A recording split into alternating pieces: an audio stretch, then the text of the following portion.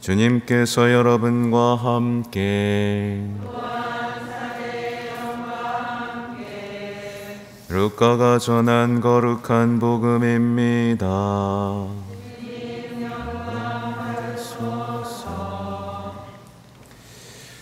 그때 주님께서는 다른 제자 72명을 지명하시어 몸소 가시려는 모든 고을과 고장으로 당신의 앞서 둘씩 보내시며 그들에게 말씀하셨다.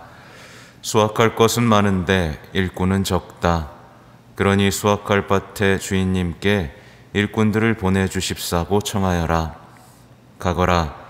나는 이제 양들을 이리떼 가운데로 보내는 것처럼 너희를 보낸다. 돈주머니도 여행 보따리도 신발도 지니지 말고 길에서 아무에게도 인사하지 마라. 어떤 집에 들어가거든 먼저 이 집의 평화를 빕니다 하고 말하여라. 그 집의 평화를 받을 사람이 있으면 너희의 평화가 그 사람 위에 머무르고 그렇지 않으면 너희에게 되돌아올 것이다. 같은 집에 머무르면서 주는 것을 먹고 마셔라. 일꾼이 품삯을 받는 것은 당연하다. 이 집 저 집으로 옮겨 다니지 마라. 어떤 고을에 들어가든지 너희를 받아들이면 차려주는 음식을 먹어라. 그곳 병자들을 고쳐주며 하느님의 나라가 여러분에게 가까이 왔습니다 하고 말하여라. 주님의 말씀입니다.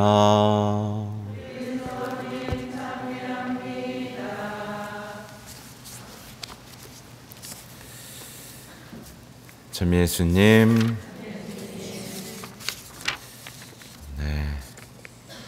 마스크를 써서 얼굴을 기억하기가 어렵습니다.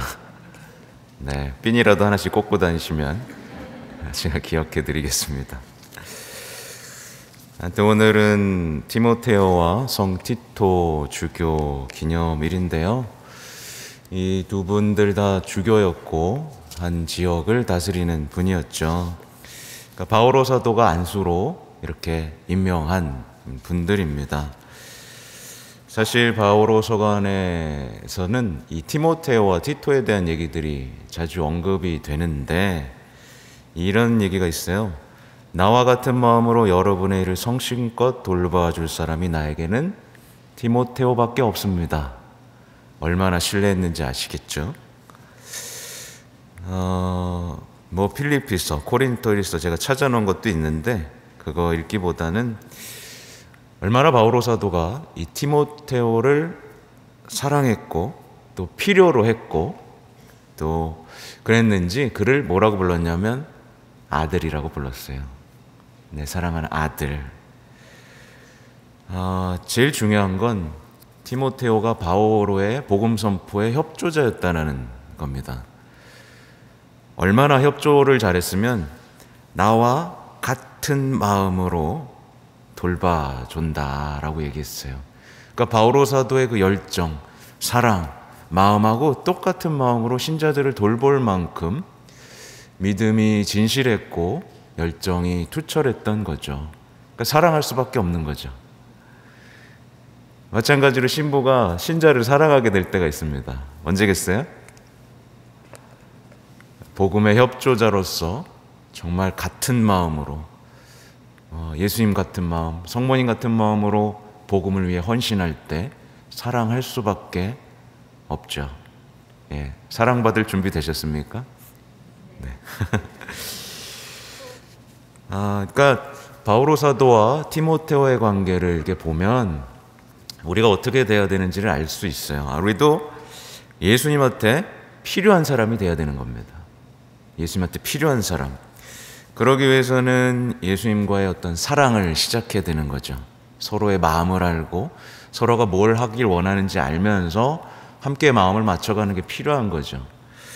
만약에 예수님과의 사랑은 온데간데 없고 내 삶에 예수님이 좀 도와주기만을 청하는 그런 삶이라면 예수님께는 그 사람이 어떤 사람일까요?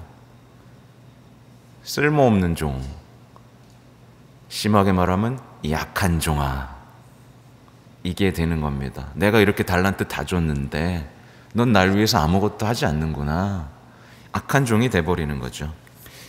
그러니까 예수님과의 사랑과 관계는 우리 신앙생활의 굉장히 필수 조건이라고 볼 수가 있어요. 아무튼 그렇게 되기 위해서 우리가 해야 될 건 이제 성모님과의 관계를 일단 다시 되찾아봐야 되는데, 우리는 성모님의 사랑하는 아들, 딸이 되어야만 합니다. 그래서 성모님의 어떤 티 없으신 성심에 우리를 봉헌하고 그 성심과 같은 마음으로 예수님을 사랑할 수 있어야 되죠. 예수님을 가장 사랑했던 분이 누구예요? 성모님이죠. 우리가 성모님을 사랑하면 성모님하고 같은 마음으로 예수님을 사랑할 수 있게 됩니다. 이때부터 신앙은 급진적으로 발전하기 시작하죠. 성모님을 사랑하면 성모님과 같은 마음으로 예수님을 사랑하게 되고, 예수님을 사랑하게 되면 예수님과 같은 마음으로 성모님을 사랑하게 되고, 그렇죠? 그러면 성모님, 예수님을 닮은 마음으로 이웃을 사랑하는 사람이 되는 거예요. 굉장히 간단하죠?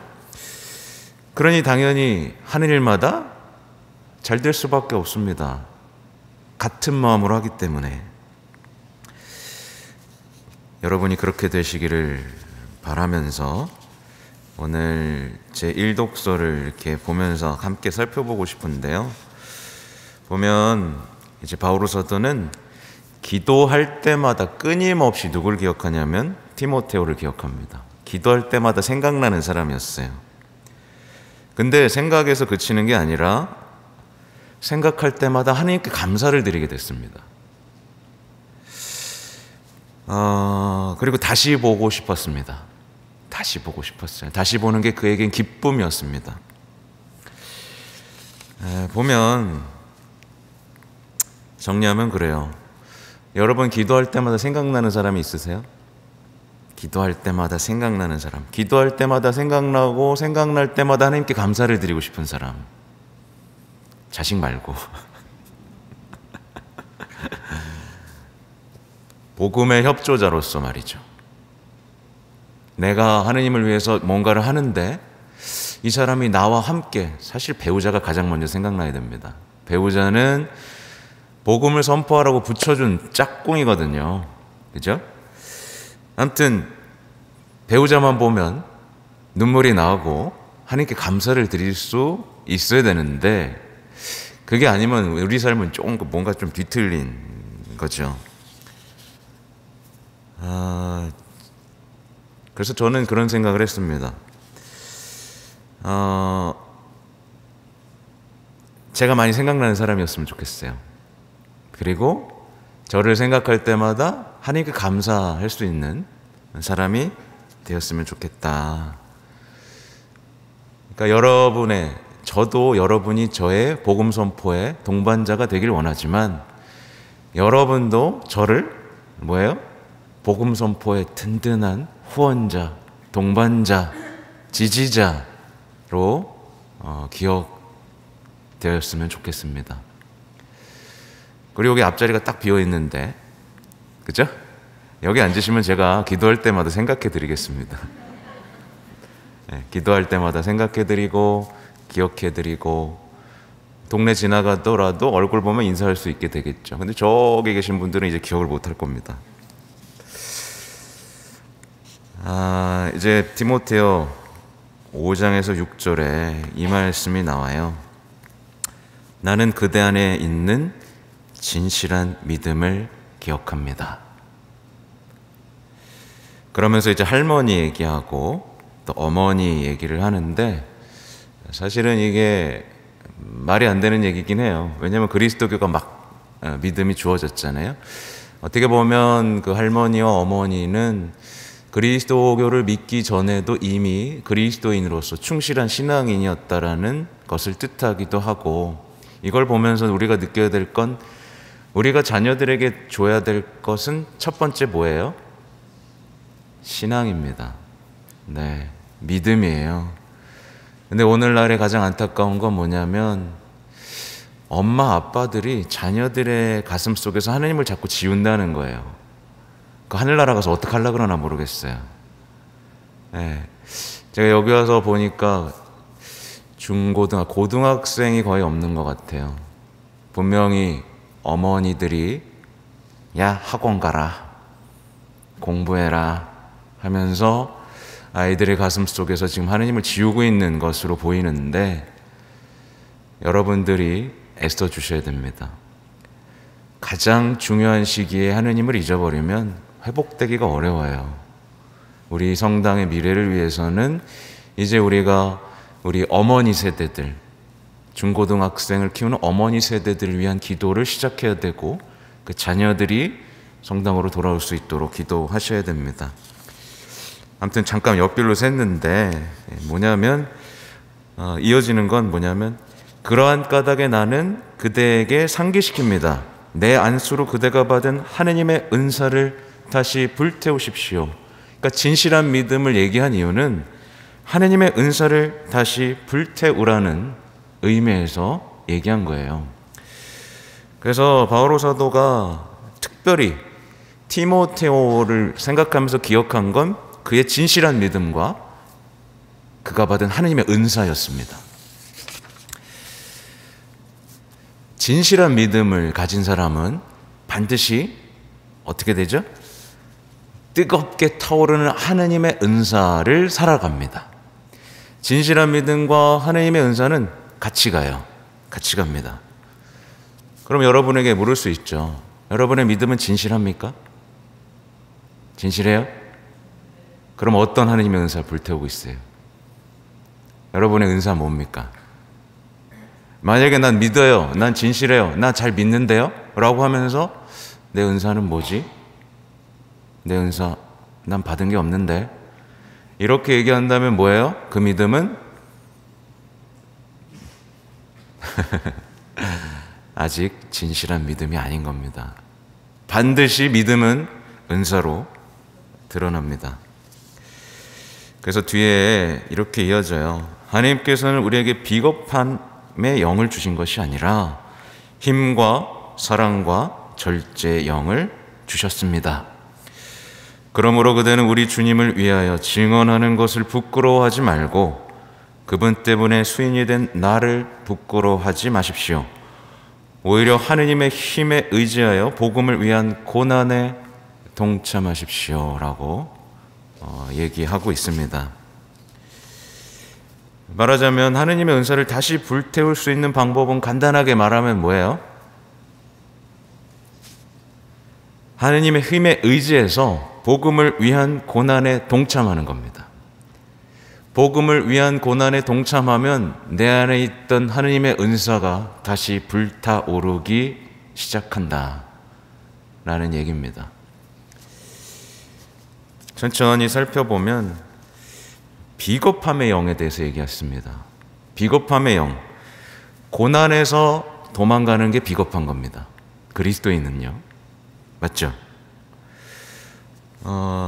바오로 사도는 고통을 은혜라고 생각했어요. 맞죠? 그리스도인들은 고통을 통해서 영광을 얻습니다. 맞죠? 근데 어떤 사람들은 고통이 오면 슬픔을 느낍니다. 근데 바오로 사도는 어땠게요? 고통이 오면 더없이 큰 즐거움을 느꼈죠. 아무튼 고난에서 도망가는 건 비겁한 것이고, 신앙생활을 하면서 편안한 신앙을 추구하고 증언 없는 신앙을 추구하는 건 뭐예요? 부끄러운 겁니다. 부끄러운 겁니다. 근데 놀랍게도 많은 그리스도인들이 어떠냐면, 이것 좀 없애주세요. 고난 좀 없애주세요. 십자가 좀 치워주세요. 누가 나 좀 멸시 못하게 해주세요 하면서 신앙생활을 합니다. 이게 뭐예요? 부끄러운 거죠. 비겁한 거죠. 사실 우리에게는 그 모든 것을 거뜬히 이겨낼 만한 어떤 영이 주어졌다고요? 하나님의 힘의 은사, 사랑의 은사, 절제의 은사가 주어졌습니다. 하나님의 힘은 하나님의 능력이에요. 생각보다 많은 신앙인들이 예수님의 복음을 위한 고난을 싫어합니다. 복음을 위한 고난을 겪고 싶어 하지 않아요. 결국 이 말은 뭐예요? 예수님의 순환을 부끄러워한다는 뜻이에요. 우리 예수님의 순환을 너무 자랑스러워가지고 요 앞에 걸어놨죠. 그죠? 십자가를 걸어놨는데 복음을 위한 고난을 내가 싫어한다면 예수님을 부끄러워하는 거예요. 저 승리에 대해서. 저건 패배한 거야. 저건 의미 없어. 난 저런 고난을 겪고 싶지 않아. 라고 말하는 거죠. 만약에 이런 예수님의 순환을 부끄러운 상태에서 묵주를 돌리면 그건 뭐예요? 주문인 겁니다. 고난 좀 없애주세요. 난 성모님하고는 닮고 싶지 않아요. 성모님이 그렇게 힘들게 살아왔던 삶이 행복이고 은총이라는 걸, 은총이 가득했다는 걸 부정하면서 묵주기도를 하는 건 시간 낭비입니다. 주문이에요. 우리는 복음을 위한 고난에 동참하는 것으로 나에게 하느님이 힘이 주어졌다는 걸 알게 됩니다. 아, 나에게 하느님의 능력이 있구나. 나에겐 불가능이 없구나라는 걸 체험하게 됩니다. 또 하느님을 닮은 사랑이 주어졌다는 것도 알게 됩니다. 아, 나에게 사랑할 능력이 있구나. 나는 이 사랑으로 승리할 수 있구나를 알게 되고, 또 복음을 위한 고난에 동참하는 것으로 하나님을 닮은 절제가 주어졌다는 걸 알게 됩니다. 절제가 주어졌다는 건 유혹과 싸울 수 있는 힘, 악과 싸울 수 있는 힘이 이미 내게 주어졌다는 거예요. 다 준 겁니다. 하나님의 힘이 주어졌죠. 하나님의 사랑이 주어졌죠. 하나님의 절제가 주어졌죠. 그죠? 복음의 고난에 동참하는 것으로 우리는 이렇게 내 안에 하나님의 은사가 불꽃처럼 타오르고 있다는 것을 알게 됩니다. 그래서 고난을 도망다닌 사람은 은사도 없고 의미도 없고 신앙에서 메마름을 느끼고, 그죠? 나오면서도 평화를 못 느끼게 됩니다. 하여튼 복음도 조금 묵상하고 끝내고 싶은데, 보면 오늘 예수님께서 정말 여러 가지를 말씀하세요. 근데 딱 말하시죠. 청하여라, 가라. 근데 여기서 중요한 얘기 뭐냐면 이리떼 가운데로 보내는 것처럼, 양들을 이리떼 가운데 보내는 것처럼. 이게 얼마나 끔찍한 얘기예요. 복음을 위한 고난을 감수하라는 얘기입니다. 양들을 이리떼 가운데 보내는 것처럼. 돈 주머니도, 여행 보따리도, 신발 보따리도 뭐 지니지 말라. 이게 뭐냐면 이것을 통해 하느님의 힘을 체험해라 라는 뜻입니다. 네 능력으로 하지 말고 나한테 의지하는 법을 배우고 하느님의 힘을 체험해라, 이겁니다. 이 집에 평화를 빕니다 라고 얘기할 때 우리는 기억해야 됩니다. 그럼 나한테 평화가 있나? 내 평화를 주는 거거든요. 그죠? 평화로우세요? 내 평화를 주는 겁니다. 아무튼 이것을 딱 정리해 보면 그래요. 나 믿고 하느님, 예수님 믿고 복음 선포하고 증언만 해라. 그럼 나머지 내가 다 책임질게. 이겁니다. 내가 함께 할게. 널 지켜줄게. 이겁니다. 1독서랑 맥락이 비슷해요. 너는 복음을 위한 고난에만 동참해. 그럼 내가 은사 뭔지 알려줄게. 불태우게 해줄게. 날 체험하게 해줄게. 나날이 성장하게 해줄게. 평화 줄게. 의탁하는 법 알려줄게. 이겁니다. 얼마나 아름답습니까? 그죠? 여기 계신 모든 분들이 복음을 위한 고난에 참여함으로써 내가 얼마나 큰 능력을 받았는지 알아가는 신앙생활로 나아가시기 바랍니다. 아멘.